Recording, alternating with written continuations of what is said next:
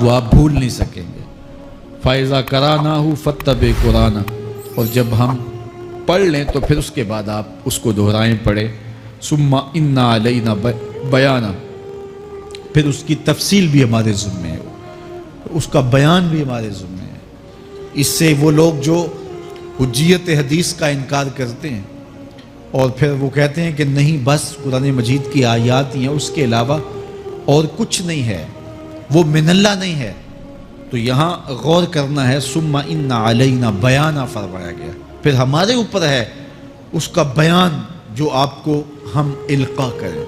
اور آقا کریم نے فرمایا، سنن نسائی کی روایت ہے، انما اوتیت القرآن ومثلہ معہ، مجھے قرآن دیا گیا اور قرآن جتنے اور علوم بھی میرے سینے میں رکھے گئے۔ تو صرف قرآن ہی نہیں اتارا گیا حضور کے سینے میں، حضور کے سینے میں بہت کچھ نازل کیا۔ حضور کا سینہ گنجینہ ہے اسرار و معانی کا، اور اللہ تعالیٰ جل شانہ نے اپنے محبوب کو بہت کچھ عطا کیا۔ یہ بیان کرنے کے بعد فرمایا، کلا بل تحبون العاجلہ وتذرون الآخرہ۔ اللہ اکبر، کوئی نہیں بلکہ یہ جو تم لوگ ہو اے کافرو، تم اس چیز کو پسند کرتے ہو جو بالکل نقد ہے، جو جلد ملنے والی ہے۔ دنیا کا سودا نقد ہے، دنیا کے نفع نقد ہیں، دنیا کی لذات نقد ہیں۔ شیطان کہتا ہے اب چوری کرو اب مال آئے گا، اب زنا کرو اب لذت ملے گی، اب ڈاکہ کرو اب امیر ہو جاؤ گے۔ تو دنیا کے سودے نقد ہیں اور آخرت کے وعدے ادھار ہیں۔ تو ارشاد فرمایا، بل تحبون العاجلہ، تم دنیا کی جو عاجل چیزیں ہیں، جو بالکل نقد سودے ہیں، تم ان کے پیچھے پڑتے ہو، وتذرون الآخرہ، اور آخرت کو چھوڑتے ہو۔ دوسرے مقام پہ ارشاد فرمایا سورہ الاعلیٰ میں، بل تؤثرون الحیاۃ الدنیا والآخرۃ خیر وابقیٰ، تم دنیا کی جیتی زندگی کو ترجیح دیتے ہو، حالانکہ آخرت بہتر بھی ہے اور دائمی بھی۔ میں آپ کی توجہ چاہوں گا، آخرت بہتر بھی ہے اور دائمی بھی، لیکن تمہاری ترجیح یہ دنیا ہے جس کی آخرت کے مقابلے میں کوئی حیثیت ہی نہیں ہے۔ حضور نے ارشاد فرمایا، اگر کسی کو جنت میں ایک کوڑا رکھنے کی جگہ مل جائے، ایک ڈنڈا رکھنے کی جگہ مل جائے، دنیا و ما فیہا کی دولتوں سے وہ زیادہ قیمتی ہے۔ 7 براعظموں پہ پھیلی ہوئی کائنات، سمندروں کی تہوں میں قیمتی موتی، پہاڑوں کے دامن میں قیمتی معدنیات، مالیاتی اداروں کے پاس سرمائے، لوگوں کے پاس دولت کے انبار، یہ سارے اکٹھے کر لیے جائیں اور ان کی قیمت لگائی جائے، اور جنت میں ایک ڈنڈا رکھنے کی جگہ، ایک عصا رکھنے کی جگہ، ایک کوڑا رکھنے کی جگہ، وہ جگہ پھر بھی زیادہ قیمتی ہے۔ پراپرٹی ویلیو ہوتی ہے نا، وہ کہتے ہیں کہ دور دراز دیہات سے 10 ایکڑ فروخت کریں تو یہاں ہمارے بائی پاس پہ اگر لیں تو 1 کنال جگہ آئے گی، 10 ایکڑ فروخت کر کے یہاں 1 کنال ملے گی۔ اور اگر آپ مزید اس کو فروخت کر کے مزید جو ہے وہ کسی مہنگے علاقے میں چلے جائیں تو ہو سکتا ہے 2 مرلے اس 10 ایکڑ کے مقابلے میں آئیں۔ تو اس طرح مختلف جگہوں کی پراپرٹی ویلیو ہوتی ہے۔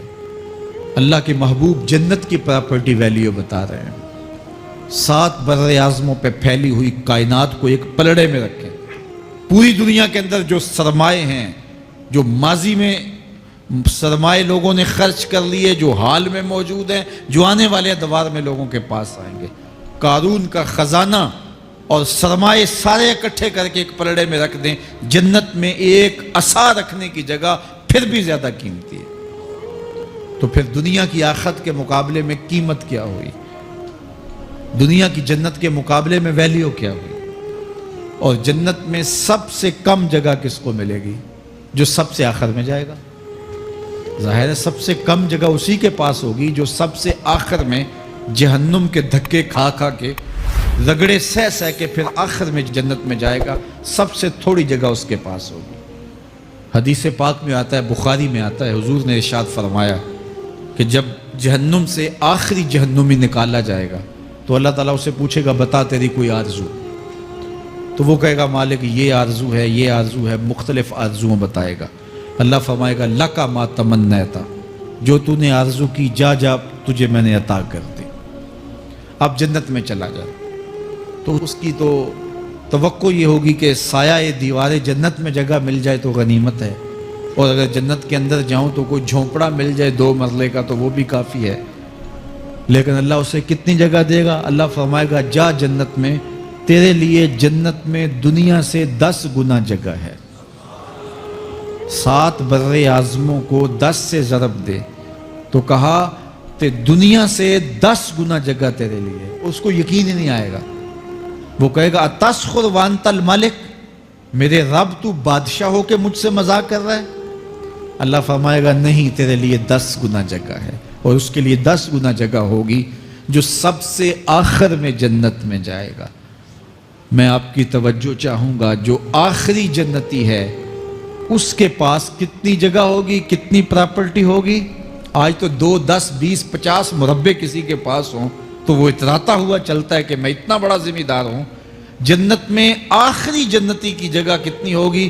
دنیا سے 10 گنا جگہ۔ تو داتا گنج بخش علی حجویری کی جاگیروں کا عالم کیا ہوگا؟ بابا فرید الدین گنجے شکر کی جاگیروں کا عالم کیا ہوگا؟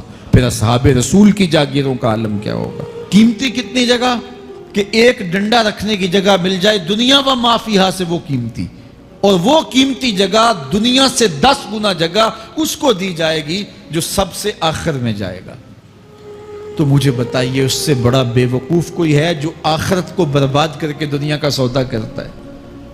بل تؤثرون الحیات الدنیا والآخرۃ خیر وابقی، کہا آخرت بہتر بھی ہے اور دائمی بھی ہے، نہ ختم ہونے والی زندگی ہے۔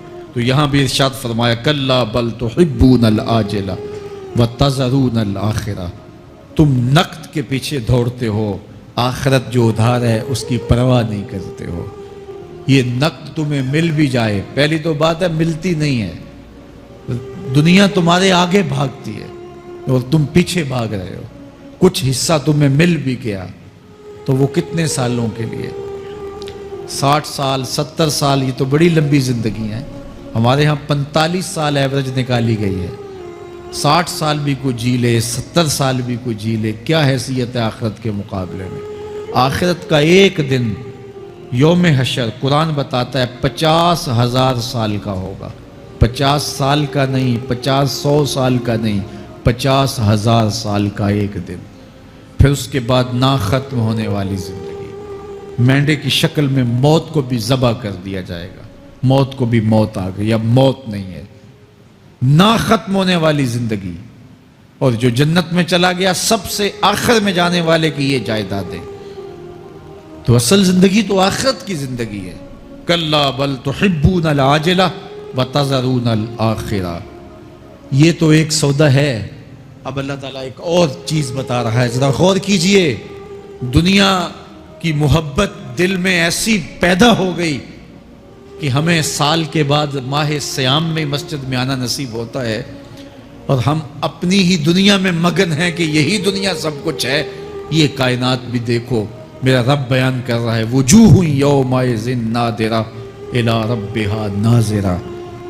وہ دن جب آئے گا تو جب بندے اس کے حضور حاضر ہوں گے جنہوں نے اپنی زندگی حزم و احتیاط سے گزاری ہوگی، رب کی اتباع میں، فرما برداری میں، اس کے حکموں کو پورے کرتے بسر کی ہوگی، پھر ان کو صلہ کیا ہوگا؟ اللہ فرمایا کچھ چہرے ہوں گے جو تر و تازہ ہوں گے، کھل کے گلاب ہو جائیں گے، چہرے منور اور تابہ ہوں گے۔ یہ اتنے کھلے کیوں ہوں گے، چہرے گلاب کیوں ہوں گے؟